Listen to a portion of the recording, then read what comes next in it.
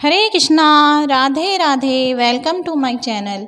तो जी आज मैं आपको एक बहुत ही प्यारी लक्ष्मी नारायण जी की कथा सुनाऊंगी, जिसके सुनने मात्र से ही घर में से दरिद्री दूर भागती है और माता लक्ष्मी जी का वास होता है। अगर आप अपने घर में किसी पैसों की समस्याओं से परेशान हो और अपने जीवन साथी का आप अगर हाथ बटाना चाहते हो जीवन में चलने के लिए आगे, तो आपको कुछ नहीं करना है। पुराणिक शास्त्रों में बताया गया है, इस कथा का इतना मान है कि इस कथा में इतना बल है कि यदि आप धनतेरस वाले दिन ही नहीं, अगर इस कथा को आप रोज़ अपने जीवन में सुनेंगे तो आपके घर में स्थायी लक्ष्मी का वास होगा। माता लक्ष्मी सदा आपसे प्रसन्न रहेंगी।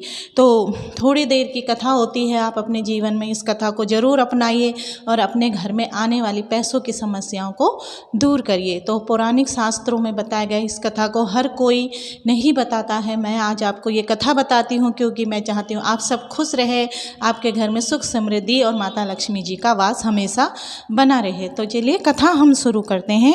ज़्यादा से ज़्यादा ये कथा धनतेरस वाले दिन सुनी जाती है और धनतेरस कैसे मनाया जाता है और क्यों मनाया जाता है, इस कथा में उस सब का सार आपको सुनने को मिलेगा। तो जी एक बार श्री हरि विष्णु जी को पृथ्वी लोक पर निवास करने की इच्छा हुई, यानी कि भ्रमण करने की इच्छा हुई।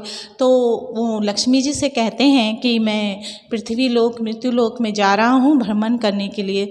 तो माता लक्ष्मी जिद करने लगी कि मैं भी जाऊँगी, मैं भी तुम्हारे साथ पृथ्वी लोक में भ्रमण करने जाऊँगी। तो भगवान श्री हरि विष्णु जी कहते हैं ठीक है, तुम मेरे साथ चलो, पर जैसे मैं कहता हूँ वैसा ही करना। तो माता लक्ष्मी राजी हो जाती है, वो नारायण जी के साथ पृथ्वी लोक पर आती हैं। एक जगह पर उन लोग रुकते हैं और फिर नारायण जी उनसे कहते हैं कि तुम यहीं पे रुकना, मैं थोड़ा दक्षिण दिशा की तरफ होकर आता हूँ। और नारायण ये कहकर आगे चले जाते हैं। फिर माता लक्ष्मी सोचती है कि इन्होंने मुझे क्यों रोका है यहाँ पर, तो मैं दक्षिण दिशा में आखिर ऐसी क्या बात है। तो माता लक्ष्मी जी ये सोचते सोचते माता लक्ष्मी जी भी नारायण का पीछा करते करते उनके पीछे चल पड़ती हैं। फिर वो आगे बढ़ती है। माता लक्ष्मी क्या देखती है कि आगे बहुत ही सुंदर सरसों के खेत हैं जिसमें पीले पीले फूल लहरा रहे होते हैं। तो माता लक्ष्मी उन फूलों को देखकर बड़ी खुश होती है उनके। फिर वो उन खेतों में जाती हैं, उन पीले पीले फूलों से अपना श्रृंगार करती है। फिर माता लक्ष्मी थोड़ा आगे बढ़ती है तो आगे वो देखती है कि गन्ने के खेत हैं। तो गन्ने के खेत में से माता लक्ष्मी 4 गन्ने चुराती है और उनको चूसने लगती है, तोड़कर उन्हें चूसने लगती है। इतने में श्री हरि विष्णु जी की नज़र लक्ष्मी माता पे पड़ती है। फिर वो उनसे कहते हैं जब मैंने तुम्हें कहा था कि तुम वहाँ पे रुकना, मेरे पीछे मत आना, फिर तुमने ये 4 गन्ने इस निर्धन किसान के खेत में से चुराए हैं। अब मैं तुम्हें श्राप देता हूँ कि तुम्हें इसी किसान के घर में 12 वर्ष तक रहना होगा और इसकी सेवा करनी होगी। ऐसा कह के भगवान श्री हरि क्षीर सागर की ओर निवास करते हैं, माता लक्ष्मी को वहीं छोड़कर। माता लक्ष्मी किसान के साथ उनके घर चल देती है। तो ये कथा सुनना, आगे सुनना, क्योंकि कथा पूरी सुनी जाती है, आधी अधूरी कथा सुनने से आपको इस कथा का लाभ नहीं होगा। कथा में बहुत ही बल है। तो चलिए आगे चलते हैं। माता लक्ष्मी उस किसान के साथ आगे जाती है। तो जैसे ही वो घर जाती है तो माता लक्ष्मी कहती हैं कि किसान की पत्नी से कि ये तुम मेरे मतलब लक्ष्मी रूप की एक प्रतिमा देती हैं और उन्हें कहती हैं कि तुम इनकी पूजा अर्चना करना और जैसे जैसे मैं कहूँ वैसे वैसे तुम करते रहना, तुम्हारे घर में सब सुख समृद्धि आएगा, जो तुम चाहोगे वो तुम्हें मिलेगा। तो किसान की पत्नी माता लक्ष्मी के कहे अनुसार चलती है, जैसे वो कहती है वैसे वे करती रहती है। तो दूसरे दिन ही किसान का घर धन धान्य से भर जाता है। माता लक्ष्मी के प्रभाव से और माता लक्ष्मी के पूजन आदि करने से घर में धन धान्य होती है, तो घर में खुशहाली भी होती है। तो फिर आगे इसी तरीके से 12 वर्ष बीत जाते हैं। माता लक्ष्मी को इच्छा होती है कि अब वो अपने निवास को जाए। माता लक्ष्मी राजी हो जाती है घर जाने के लिए। तो श्री हरि विष्णु जी आते हैं माता लक्ष्मी जी को ले जाने के लिए। किसान माता लक्ष्मी जी को भेजने से इनकार कर देता है और लक्ष्मी जी बिना किसान की आज्ञा से वहाँ से जाना भी नहीं चाहती थी। तब भगवान श्री हरि विष्णु ने क्या सोचा, उसने उस दिन जब माता लक्ष्मी जी को नारायण लेने आए थे तो उस दिन वारुणी पर्व था। तो भगवान विष्णु ने वारुणी पर्व का महत्व समझाते हुए कहा, तुम परिवार सहित गंगा में स्नान करो और इन कौड़ियों को गंगा जी में छोड़ देना। भगवान विष्णु जी ने किसान को कुछ कौड़ी दी। जब तक तुम नहीं लौटोगे तब तक मैं लक्ष्मी जी को नहीं ले जाऊंगा। लक्ष्मी जी ने किसान को 4 कौड़ी दी। फिर लक्ष्मी माता ने भी किसान को 4 कौड़ी देती हैं, जो गंगा माता को देने को कहती है। किसान ने वैसा ही किया जैसे माता लक्ष्मी ने कहा था। किसान परिवार सहित चला जाता है गंगा स्नान के लिए। उसने वो कौड़ी गंगा जी के जल में डाल दी और जैसे ही उसने गंगा जी के जल में वो 4 कौड़ी डाली तो 4 हाथ ने उन कौड़ियों को पकड़ लिया। और फिर किसान ने देखा तो किसान बोला, ये तो कोई देवी है।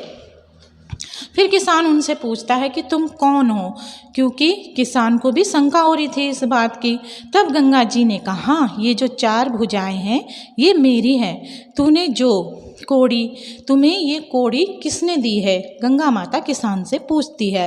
तो किसान कहता है कि मेरे घर में जो स्त्री आई है उसने दी है। तब गंगा जी बोली, वे स्त्री साक्षात श्री लक्ष्मी जी है और जो वो पुरुष उन्हें लेने आए हैं वे श्री हरि विष्णु जी है। तो लक्ष्मी जी को तुम अपने घर से बिल्कुल भी मत जाने देना, वरना तुम दोबारा ही निर्धन हो जाओगे। तो किसान अपने घर पहुंचता है और लक्ष्मी जी और भगवान विष्णु जी के हाथ पैर पकड़कर वहीं पर बैठ जाता है और लक्ष्मी जी का आंचल पकड़कर कहता है कि मैं तुम्हें जाने नहीं दूंगा। तब भगवान श्री हरि विष्णु कहते हैं कि इनको कौन जाने देता है, कौन चाहता है कि ये इनके घर से चले जाए, परंतु इनका तो स्वभाव ही ऐसा है, वे चंचल है, वो कहीं ठहरती ही नहीं। इनको बड़े बड़े ऋषि मुनियों ने अपने पास रोकना चाहा। इनको मेरा श्राप था, इसलिए ये 12 वर्ष तक सेवा कर रही थी। अब वे समय पूरा हो चुका है, इसलिए मैं इन्हें लेने आया हूँ। तो किसान हड़बड़ाकर बोलता है, नहीं मालिक, मैं तुम्हें नहीं जाने दूंगा, तुम कोई और स्त्री यहाँ से ले जाइए। देखिए किसान क्या कह रहा है भगवान श्री हरि को कि तुम कोई और स्त्री यहाँ से ले जाइए। तो लक्ष्मी जी बोली, तुम अगर मुझे यहाँ रखना चाहते हो तो जैसे मैं कहूँगी वैसे ही तुम करना। कल तेरस है, मैं तुम्हारे लिए तेरस बनाऊँगी। तुम कल घर को लीप पोत कर स्वच्छ रखना और रात्रि को घी का दीपक जलाकर रखना और जब शयन करो तो मेरी पूजन करना। एक तांबे के कलश में रुपया भरकर नियमित रूप से रखना, मैं उसमें निवास करूँगी। इसलिए जब भी हम माता लक्ष्मी जी का पूजन आदि करते हैं तो हम कलश में रुपया या चांदी का सिक्का रखते हैं। तो आज भी इस तरीके से चांदी का सिक्का रखा जाता है माता लक्ष्मी जी का स्थायी निवास करने के लिए। तो जी आप ध्यान से सुनिए इस कथा को, ज़रूर लाभ होता है इससे। और फिर रखना, किंतु माता लक्ष्मी आगे कहती है किसान से, किंतु पूजा के समय मैं तुम्हें दिखाई नहीं दूंगी। इस प्रकार माता लक्ष्मी ने किसान से इस दिन पूजा करने में वर्ष भर, माता लक्ष्मी जी किसान से कह रही है अगर तुम इस तरह के से पूजा करोगे तो मैं वर्ष भर तुम्हारे घर में से नहीं जाऊंगी। मुझे रखना है तो तुम्हें इस तरह पूजा करना है। और ऐसा कहते ही माता लक्ष्मी दीपों से प्रकाशमान होकर चारों दिशाओं में फैल जाती है और भगवान विष्णु अंतर्धान हो जाते हैं। और इसके बाद किसान प्रतिवर्ष लक्ष्मी जी की इसी तरह पूजन करने लगा। धार्मिक शास्त्रों के अनुसार ये कथा बहुत ही बलदायक है, इसे सुनने मात्र से ही आपकी निर्धनता दूर होगी। तो जी आज की कथा में बस इतना ही। आप धनतेरस के दिन ये कथा जरूर पढ़िए, पूजन आदि अच्छे से करिए। धनतेरस के दिन माता लक्ष्मी जी का वास अपने घर में ज़रूर करिए, ये कथा ज़रूर सुनिए। तो जी आज की वीडियो में बस इतना ही। अगर आपको ये कथा अच्छी लगे और तो मेरे चैनल को सब्सक्राइब कर दीजिए, लाइक कर दीजिए। हरे कृष्णा, राधे राधे।